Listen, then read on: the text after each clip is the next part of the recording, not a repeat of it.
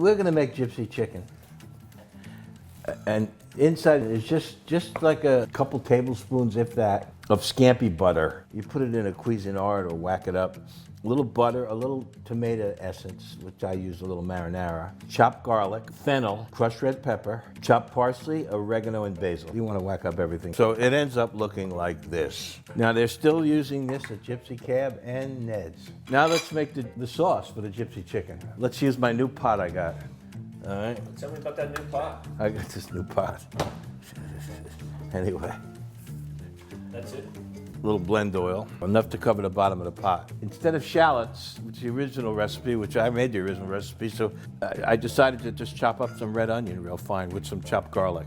Each order gets some Swiss cheese inside with the scampi butter. I'm gonna put some mushrooms in there. Usually I put the mushrooms in at the end when it's simmering, but I'm doing it this way here at the house. Let's let this sweat a little bit. We'll add our sherry, which once again, I'm using sake, and we'll add some orange juice. Because that's what makes this sauce a little different. It's just a regular mushroom sauce, but this sauce has a little orange flavor to it and tarragon. Tarragon's like another herb, like parsley, basil, all that, you know? Let's add a little sherry, let it cook a little bit. This is 11 ounces. I used half of it. Now here I have some chicken stock, and now we just let it simmer for a while until I thicken it up. Let's put the tarragon in. The stock itself is seasoned with a little thyme and dill. Let's let this raw for a while, and we'll add some roux. This is butter and flour. I actually had a little rendered chicken fat in there, so I kind of added that to this roux. Well, it doesn't stir because it's very hard.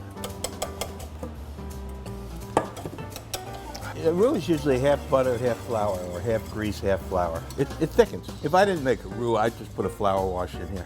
This tastes just like gypsy sauce. Yeah, just the way it's supposed to taste.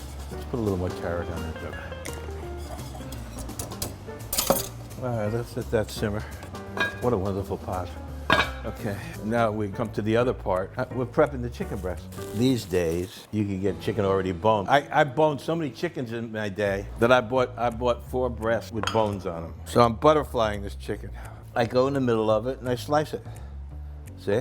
Let's get a piece of plastic. The pounding of the chicken's important. This could be 4 servings. Yeah, I mean, I could take this like this and put the ingredients in here. Scampi butter, little cheese. Here we go. There we go. They're big. I mean, the whole breast itself is probably about 8 ounces. And I'm gonna bread these. We're gonna have a little breading party here in a second, which is flour. We could add a little seasoning to the flour, why not? What do you add? Just a little black pepper, a little garlic powder. And I went to the kidney doctor today. No extra salt for me today. He had a chart, and we got these seasoned breadcrumbs. I got that oven on, 350 with a fan, in this little tinny pan. I like tinny pans, you know?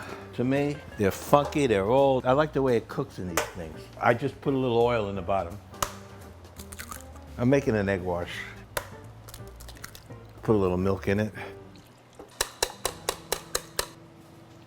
We're breading this. It's a standard kind of flour, egg, breadcrumbs. And I'll tell you what, I probably could have pounded it a little more. That's a lot of gravy, way more than I need today. We gotta saute this chicken. So I put enough oil in to saute 3 breasts. I turned it once, and then after they're brown, I'm gonna put it in this pan. It's gonna go in the oven. It'll brown in the oven too. You could actually put the whole thing in the oven. You don't even have to pan sear it. If the oven's hot, you put it in your pan. Let's put her in. Here we go. We'll check it in 10, 15 minutes because the oven's hot. If we're serving 50, 60 of these, if we didn't pound it enough, it slowed down the whole thing. Yeah. Would you re-pound it if you found out they weren't pounded right? Well, if they're still raw, you can. But I never did that. I just waited, and if it wasn't working out, I just screamed. These tables aren't turning. You didn't pound the chicken enough. When I went to South Dixie, Ned's Southside Kitchen, I didn't want to duplicate a lot of the menus, but people demanded Gypsy Chicken, so I made a South Dixie Gypsy. What did I call it? You called it the Dixie Chicken. Yeah, Dixie Chicken. And I made it with panko breading, and instead of Swiss cheese, I used Gouda. Otherwise, it was just the same. I'm just getting some more cheese ready to maybe put on top when it's done.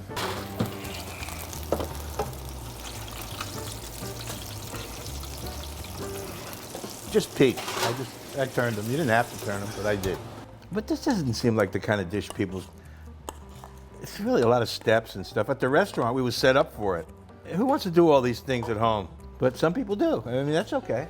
I mean, hell, I've been making this since 1983. This is a convection oven. I turn the fan on, so it's 350, and I don't know how well my oven's calibrated, but I'm figuring 15 minutes it'll work.